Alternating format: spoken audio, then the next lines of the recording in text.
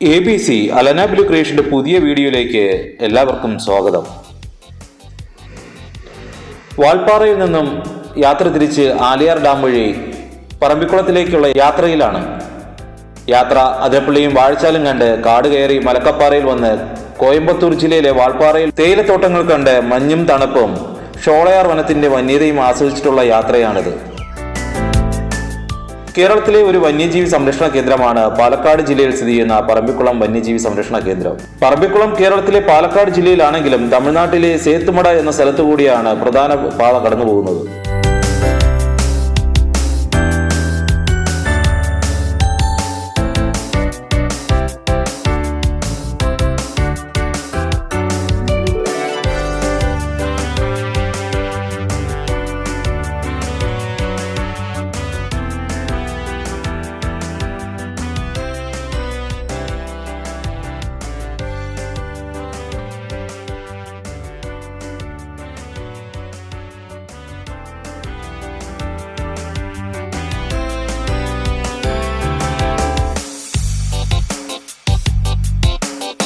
പറമ്പിക്കുളം നദിയിൽ സ്ഥിതി ചെയ്യുന്ന പറമ്പിക്കുളം അണക്കെട്ടിന് ചുറ്റുമായി ഈ വന്യജീവി സംരക്ഷണ കേന്ദ്രം 285 ചതുരശ്ര കിലോമീറ്റർ വിസ്തീർണത്തിൽ വ്യാപിച്ചു കിടക്കുന്നു. 90 കിലോമീറ്റർ ദൂരത്തിലാണ് പാലക്കാട് പട്ടണം.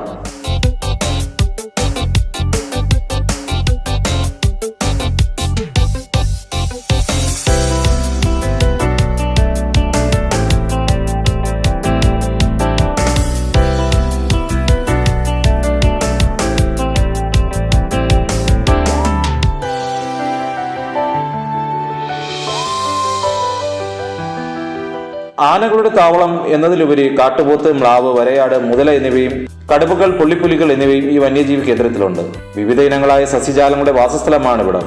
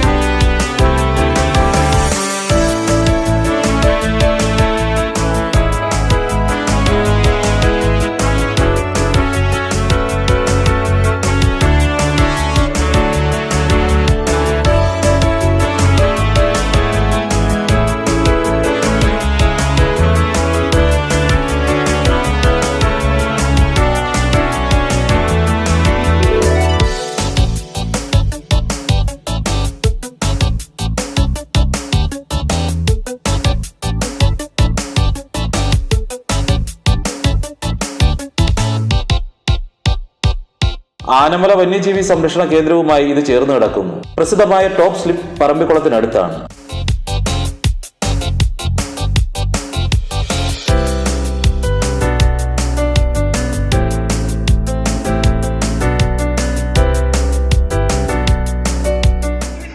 ₹85 ഇവിടെ എടുക്കും. അവിടെ പോയിട്ട് ഒരാൾക്ക് ₹300 ജംഗിൾ സഫാരി 1.5 മണിക്കൂർ എടുക്കും. 60 കിലോമീറ്റർ അപ്പ് ആൻഡ് ഡൗൺ ഫോറസ്റ്റിന്റെ വണ്ടിയാണ് കറക്കി കാണിക്കുന്നത്. 2 ഡാം, 2 ബി പോയിന്റ്, റേഷ്യോ, ഒരു വലിയ മരമുണ്ട്, കണ്ണിമരത്തേക്ക് ഇതൊക്കെ കാണിച്ചിട്ട് 3.5 മണിക്കൂർ എടുക്കും. നിങ്ങളുടെ ലക്ക് പോലെ ആയിരിക്കും മൃഗങ്ങൾ. അത് ഈവനിങ് മോർണിംഗ് ആണ് മൃഗങ്ങൾ ഷൈറ്റായുള്ള സമയം. 6:30 ആവും തിരിച്ചു വരാൻ.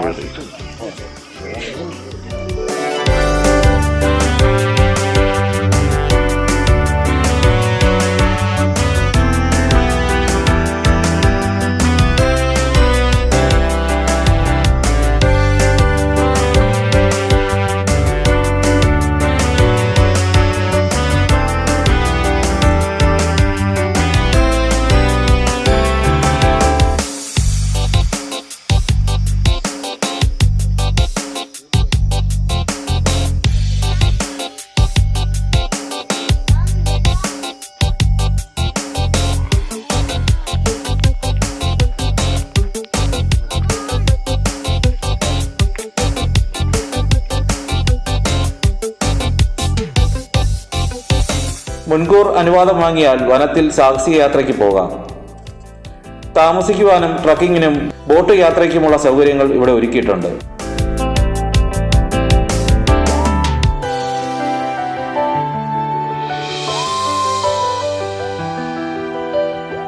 സഫാരി എന്ന് പറയുന്നത് അപ്പ് ആൻഡ് ഡൗൺ 56 കിലോമീറ്റർ ആണ്.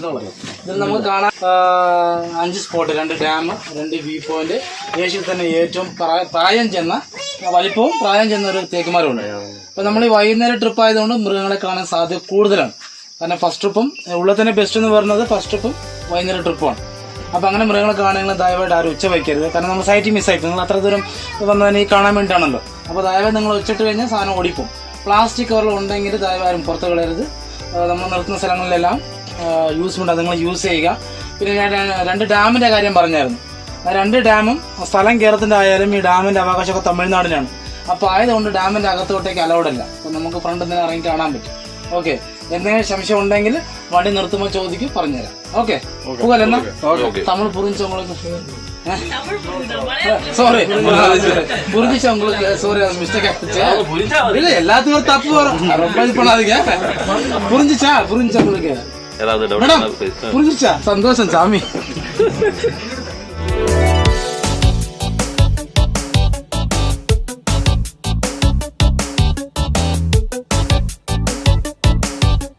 പാമ്പറപ്പിംഗ്, ബോട്ടിംഗ്, ട്രക്കിംഗ് എല്ലാം ഉൾപ്പെടുന്ന ഒരു പാക്കേജാണ്. അക്കോമഡേഷൻ പേര് ടെന്റ് എന്ന് പറയും. ബുക്കിംഗ് പ്രൊസീജിയറൊക്കെ ഓൺലൈനിലാണ്.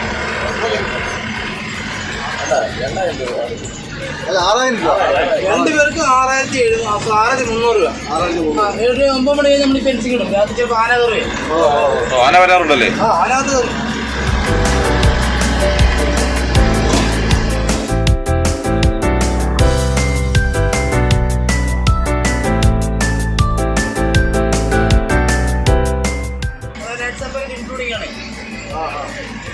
ട്രൈബൽ ഡാൻസ് ഉണ്ടാവും, ബോട്ടിംഗ് ഉണ്ടാവും, ട്രക്കിംഗ് എല്ലാം ഉൾപ്പെടെയാണ്. பார்த்தீங்கன்னா தமிழ்நாடு தண்ணி கொண்டு போகிற கனல் பார்க்கலாம். ஸோ இந்த வழியாக தான் தண்ணி கொண்டு போகிறாங்க மலையாள டேமுக்கு.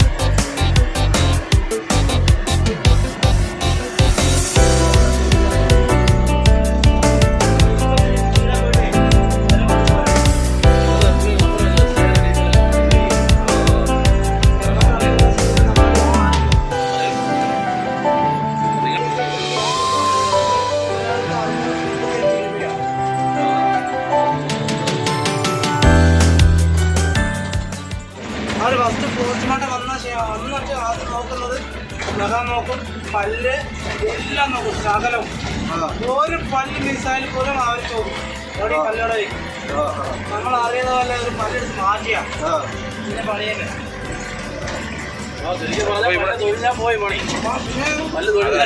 ഇവിടെ ഏകദേശം എത്ര കടുവ ഉണ്ടാവും? 35 കടുവയുണ്ട്, 126 പുള്ളിപ്പിടികളുണ്ട്, 250ഓളം ആനകൾ, പിന്നെ 3 കരിപ്പുലികൾ. കരിപ്പുലി 3 എണ്ണയാണ്. ക്യാമറ ട്രാപ്പിലൂടെ കിട്ടുന്ന സെൻസസ് ആണ്. ഓ, അങ്ങനെ എല്ലായിടും അതിലെ കിട്ടുന്ന കണക്കാണ്.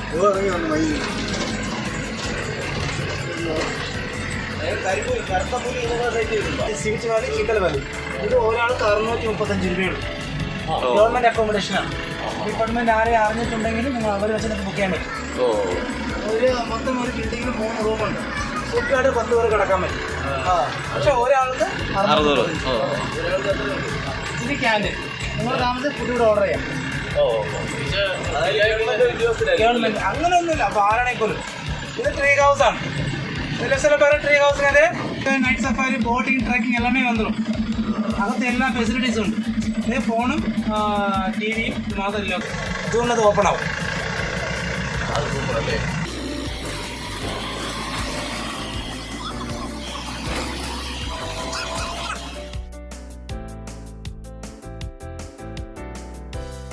നിങ്ങൾക്ക് ഇറങ്ങി കാണാം.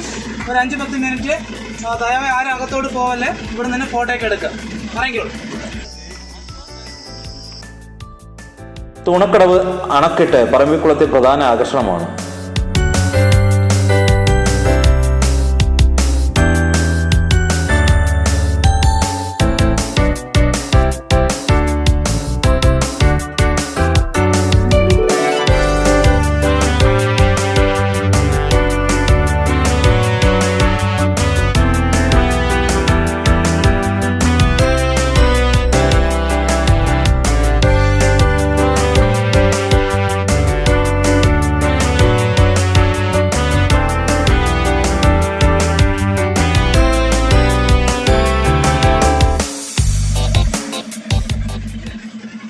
ഷട്ടർ ഓപ്പൺ ചെയ്തിട്ട് നേരെ അതിരപ്പള്ളി പാസിലോട്ട്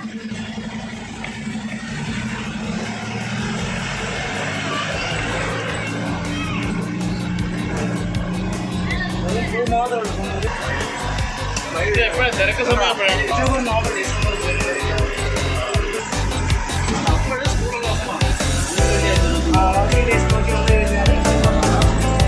ഓടിക്കൊണ്ടിരിക്കുകയാണ്.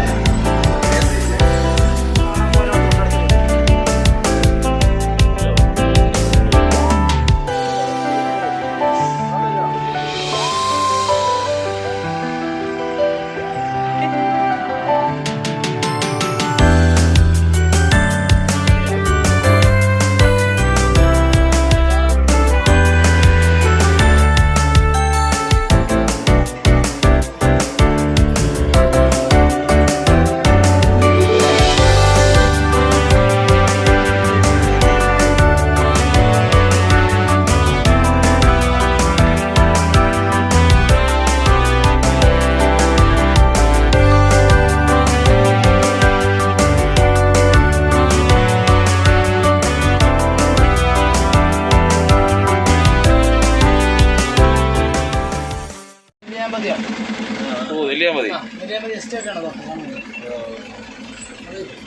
ഇതിനപ്പുറം നേരെ ചാലക്കുടി വാഴച്ചാൽ ആ ഭാഗം വരും.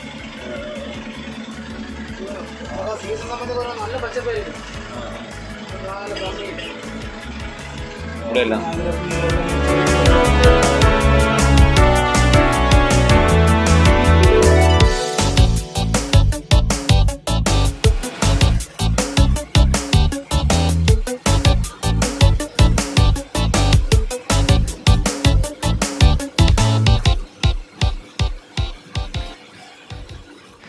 ആ 1, 2, 3, 4ാമത്തെ മല വാഴച്ചാൽ ചാലക്കുടി അതിരപ്പള്ളി വരാനുള്ള സാധ്യതയുണ്ട്.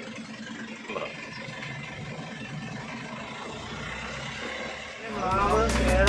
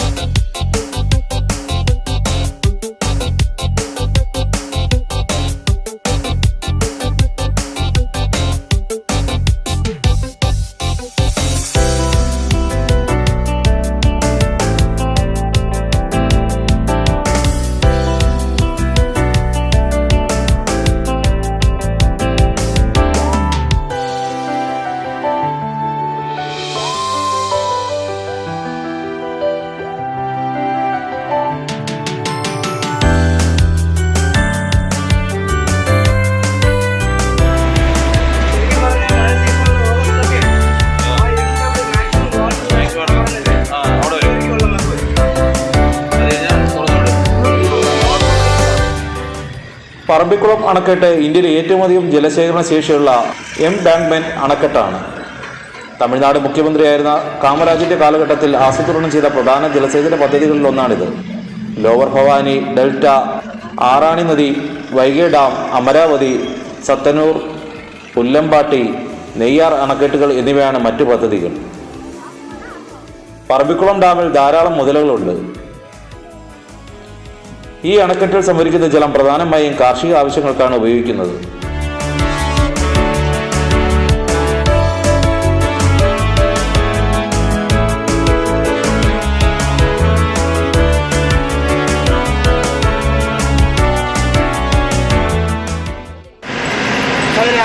കാണിച്ച സ്ഥലമാണ് പറമ്പിക്കുളം ഡാം കെട്ടുന്നത്. നമ്മൾ ചായ കുടിക്കാൻ പോകുന്നില്ലേ, അവിടെയാണ് പറമ്പിക്കുളം ഡാം വരേണ്ടത്.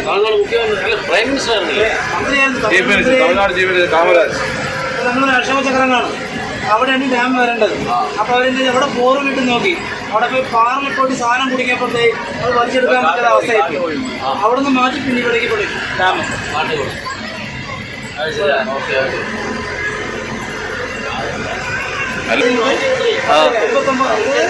രേഖാമൂലം 59 മുതൽ 67 പക്ഷെ ഡാമിന്റെ കൺസ്ട്രക്ഷൻ തന്നെ തുടങ്ങി. അന്ന് തമിഴ്നാടായിരുന്നു ഈ പറമ്പ്, ഈ പാലക്കാട് മൊത്തം തമിഴ്നാട്. അന്നാണ് ഈ ഡാം കിട്ടിയത് ഇവിടെ. പിന്നെ 56 ശേഷം കരിങ്കുര കണ്ടത്. മാത്രം കാണപ്പെടുന്ന ഒരു കുരങ്ങാണ് കരിങ്കുരങ്ങ്. കരിങ്കുരങ്ങ് രസായനം എന്ന പേരിൽ ഇതിന് ഒടുക്കത്തെണ്ണത്തിന് ഇങ്ങനെ എല്ലാവരും കൊന്നു തിന്നു. പക്ഷെ അതിന് ഔഷധവാലിയൊന്നുമില്ല, പാവം. അതിൻ്റെ കരിങ്കുരങ്ങ മറ്റേ വാലാണ്. 1 മീറ്റർ നീളമുള്ളത് കൊണ്ട് ഇവര് പെട്ടെന്ന് അവർക്ക് ആഹാരം കിട്ടാൻ സമയത്ത് ഇവര് ഗ്രൗണ്ടിൽ ഇങ്ങനെ ഇറങ്ങി കളിക്കും. അപ്പം എന്തായാലും പുള്ളി ഇങ്ങനെ പതുങ്ങിയിരിക്കും. അപ്പൊ പെട്ടെന്ന് ഇവർ കയറുമ്പോൾ ഈ വാല് പിടിക്കും. പാവാ.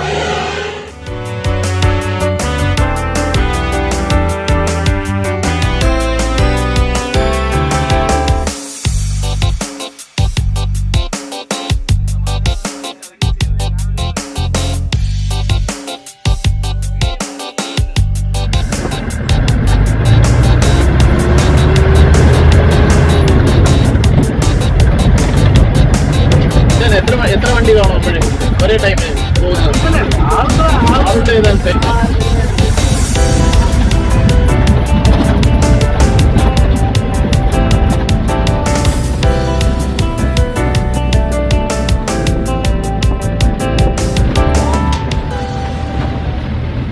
ഏഷ്യയിൽ തന്നെ ഏറ്റവും വലിയൊരു പ്രൊജക്റ്റാണ് പറമ്പിക്കുളം മാലിയർ പ്രൊജക്റ്റ് എന്ന് പറയുന്നത്.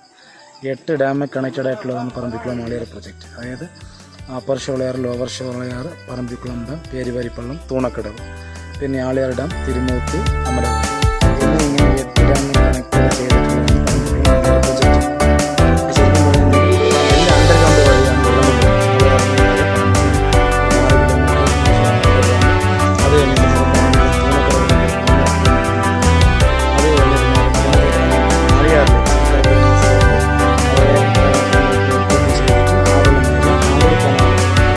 ആളിയാർ ഡാമിലേക്ക്. ഈ ആളിയാർ ഡാമിൽ നിന്ന് തിരുമൂർത്തി, അമരാവതി വഴിയും പോകും. വെള്ളം കൊടുക്കുന്നത് നേരെ ചുറ്റിലേക്ക് പോകുന്നത്. ബാക്കിയുള്ള സമയത്ത്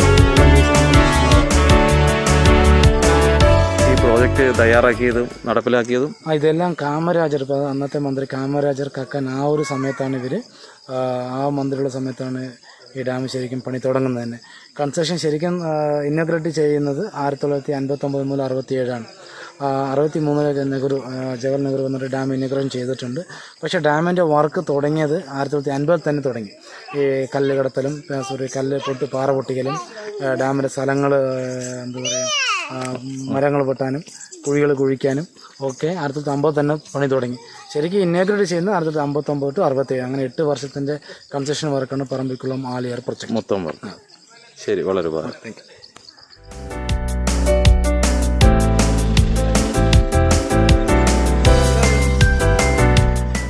ഏഷ്യയിലെ ഏറ്റവും വലിയ തേക്ക് കന്യമാര തൂണക്കടവ് എന്ന സ്ഥലത്തിനടുത്താണ്. 420 വയസ്സ് ഇപ്പോൾ കണക്കാക്കുന്നത്. അതിൻ്റെ ചേർത്ത് 7.28 മീറ്ററാണ്. ചുറ്റളവ്. Height 41.52 metre. അതിന് വലിയൊരു ചരിത്രം തന്നെയാണ്. ഇതുപോലെ 7 മരങ്ങളുണ്ടെന്നാണ് കഥ. പക്ഷെ അതിൽ 7 മരത്തിൽ 6 എണ്ണം കൊണ്ട് ബ്രിട്ടീഷുകാരങ്ങൾ മുറിച്ചുകൊണ്ട് പോയി. പക്ഷേ ഈ തേക്ക് മരം മാത്രം മുറിക്കുമ്പോൾ അതൊന്ന് ബ്ലഡ് വന്നതായിട്ട് പറയുന്നുണ്ട്.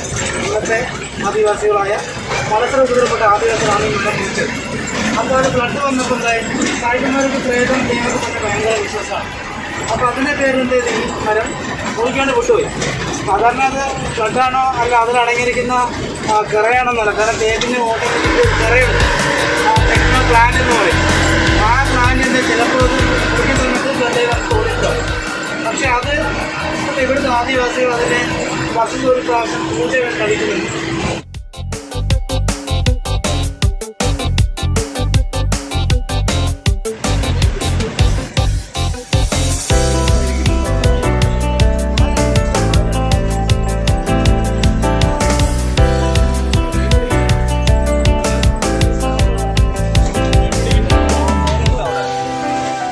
തൂക്കാൻ പറ്റാതെ വരുമ്പോൾ അവിടെ മരം ചെറുതാവും. വളരെ പ്രസവം മറ്റെല്ലാ നാട്ടിലും പറ്റാവും. അങ്ങനെ ആഹാരം ഇവരുടെ ജീവൻ വളരെ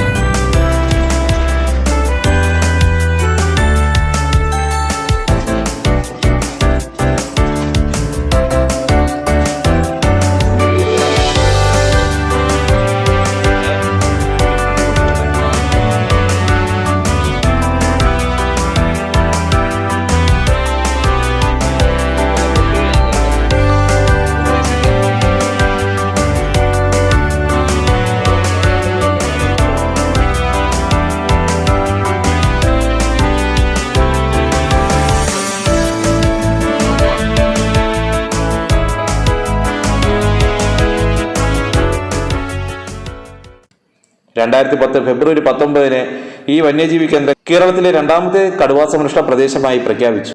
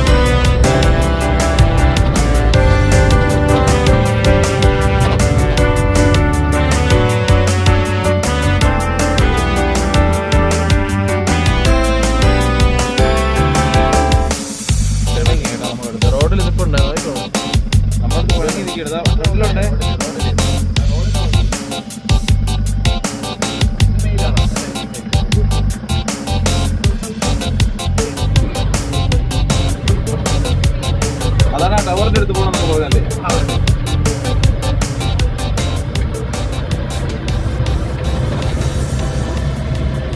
ഈ വീഡിയോ നിങ്ങൾക്ക് ഇഷ്ടമായാൽ ചാനൽ സബ്സ്ക്രൈബ് ചെയ്യാനും ലൈക്ക് ചെയ്യുവാനും അഭിപ്രായങ്ങൾ കമൻറ്റ് ചെയ്യാനും മറ്റുള്ളവരിലേക്ക് എത്തുവാൻ ഷെയർ ചെയ്യാനും മറക്കരുത്. അടുത്ത വീഡിയോയുമായി വീണ്ടും കാണാം. അതുവരെ നന്ദി, നമസ്കാരം.